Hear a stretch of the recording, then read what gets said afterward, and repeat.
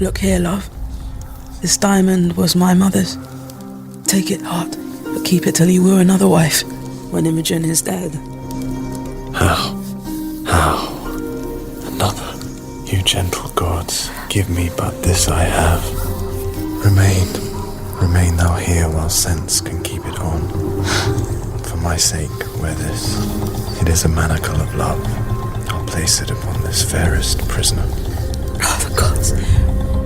When shall we see again? A little snippet of Shakespeare's Cymbeline. That snippet from the Royal Shakespeare Company. And here in Montreal, we are so lucky because we've got a gem, a jewel of our own when it comes to Shakespeare in theater. We've got Repercussion Theater. And and let me just tell you, I've been so proud to say that I've been a part of the board of directors of Repercussion Theater now for, I think, 5 years, maybe over 5 years.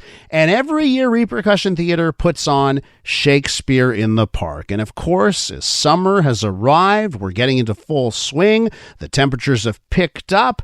Well, this city is more alive than ever. And some of us want to get out and think about a thing that you do in summer, and that's heading to the park to see Shakespeare in the Park, which is back and returns next week. Cymbeline will be taking stage, front and center stage across different parks in and around the city, and that begins a week from today on July 13th. Amanda Kellock is the artistic director of Repercussion Theater, and she joins us on the line. Amanda, great to talk to you. Hi, Elias. Great to talk to you. So let's talk about this year's production for Repercussion Theater for Shakespeare in the Park. Tell our listeners why you chose Cymbeline this year. Yeah, for sure. I mean, look, it's one of the plays that people don't really know. You know, it's not a Romeo and Juliet or a Midsummer's. And I always find that really exciting. We sort of found that with Measure for Measure, that folks don't really know the play that well. And so they get to come and kind of discover a story and get taken on the ride of the story rather than coming in with a bunch of, you know, preconceived ideas about what they're going to see. And the thing about Cymbeline is that it is a story. It is an adventure. It's got fairy tale elements, you know, a wicked stepmother, long lost children. There's battles with Rome. It's a pretty exciting show. And so it really felt like, you know, over the past few years, what people have been missing what people have been enjoying and getting them through is really good stories. And so I really wanted to pick a play that could do that, could take people on a fun ride. You know, one of the things I love about Shakespeare is I think Shakespeare proves just how much we all share together in humanity. And, you know, as the centuries pass, though, you know, some stuff is, you know, lost in translation, even though if it's in English, right? Some stuff is lost in translation through the centuries here. So as an artistic director, how do you make sure that what you perform in the park over the summer still connects with the audience? Yeah, 100%. Well, with Cymbeline, I did edit the text. I cut it down because it's actually one of the longest plays. It's almost as long as Hamlet, and nobody needs a 4-hour play at this time. Yeah. So I did edit it down so that it sort of feels a bit smoother, we cut to the chase a little quicker. But also, you know, Shakespeare is really hard to read. I think even for actors, it takes us weeks to really get comfortable with the text, to really get confident with it. But when you hear it, when you see it being performed, that's when it really comes to life. That's when it makes sense, is because some of the words seem distant on the page, but when you hear them in your ear, when you see the action, it suddenly is far clearer than it is when you try to read it. And so for me, it's really important that the actors really fully know what they're saying. We know what's happening in the moment, how the actors and the characters relate to each other. And when that happens, I mean, I always have people coming up to me at the end of shows saying, was that in modern English? And I say, no, that was Shakespeare. And they're like, no, that can't be, because I understood the whole thing. And I think that to me is the biggest compliment. That's the biggest win for us. And I think it tends to happen when people see the shows and hear the text rather than trying to read it. Amanda, I'm not saying don't read it, but, it's just easier when you hear it. Absolutely. And as someone that goes every year to Shakespeare in the Park, I'm always intimidated. And then I realize, oh no, there's no reason to be intimidated here. Amanda, listen, I know how hard you work on this every single year. Can you tell me what the challenges are of a touring exhibition like this for a month straight to put on a production in and around Montreal? What are the challenges you face? Yeah, as I think everyone can feel on a day like today, a huge challenge is just the weather. Yesterday and today, it's truly exhausting being out in the heat. In the span of a week, we had wildfire, smog, hail earlier. At one point, the stage was covered in ice because it had hailed all over the stage, and now we're dealing with this extreme heat. So it slows down the whole process. It's really exhausting and taxing on everybody, being outside for hours at a time, rehearsing, leading up to the show. And I think and then there's the other side of things, which is just that like everybody, costs are going up. People are rightly demanding, to make something close to a living wage. We have the trope of the starving artist, but that can only get you so far. And so there are a lot of challenges to not only putting on the play, in the moment and actually dealing with the outdoors, but also just keeping the company going financially.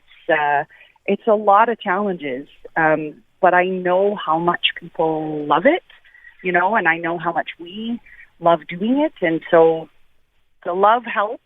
But it can also only get us so far. We're with Amanda Kellock, the artistic director of Repercussion Theatre. Repercussion Theatre is set to launch this year's edition of Shakespeare in the Park. Cymbeline begins a week from today on July 13th. Amanda, tell us about where you're headed this year. I mean, I know you can't go through the entire month, but are there any stops that you're particularly looking forward to? Maybe new venues, different locations once you begin this. So next Thursday, you start off in TMR at Kellock Park. Take us from there. Yeah, for sure. We're going back to some of the places that we started out in, like Westmount Park and some parks that we've been to in the West Island. It's always super lovely to be out there. It's always nice when we're by the water in places like Dorval, even with the plains and Baie d'Urfé. We're going back to the Mount Royal Cemetery this year, which is really just such a beautiful and storied kind of location. That's always really exciting, and we haven't been there for a few years. And we're also back this year in Stansted, which is this gorgeous spot. It's called the Stone Circle, and it's kind of like a recreation. It's almost like a Stonehenge style setup. It's really quite magical.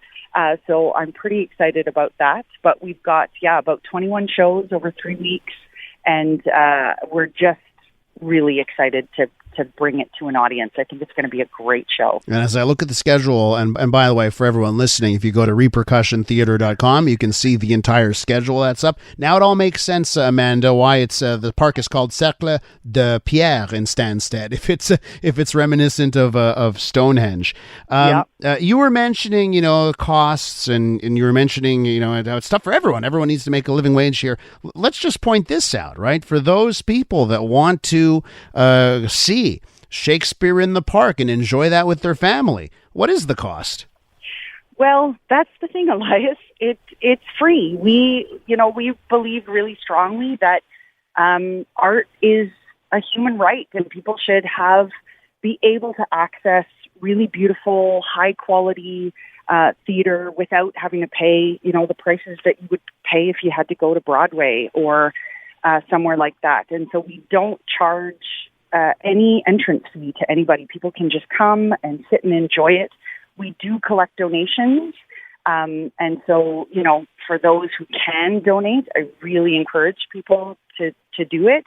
But it's really important that people know that if they genuinely cannot give us anything, they are still 100% welcome to come and see the show.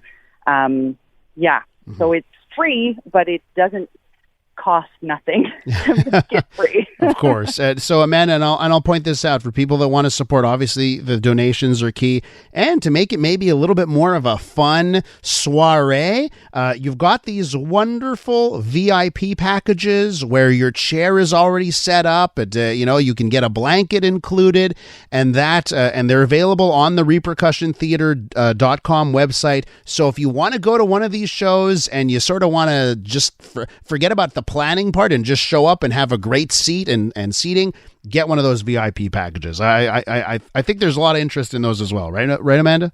Yeah, for sure. People do, and it's important to book early because sometimes we cap it at a certain number so that we're not, filling up the entire park and blocking people out who do come just on the day. So it's important to book those earlier than later. 1 week from today, Cymbeline, Shakespeare in the Park begins. First show is in TMR at Daniluk Park. Go check out repercussiontheater.com for all of the venues and dates. Amanda, thanks so much. Thank you, Elias. That's Amanda Kellock, Artistic Director of Repercussion Theater.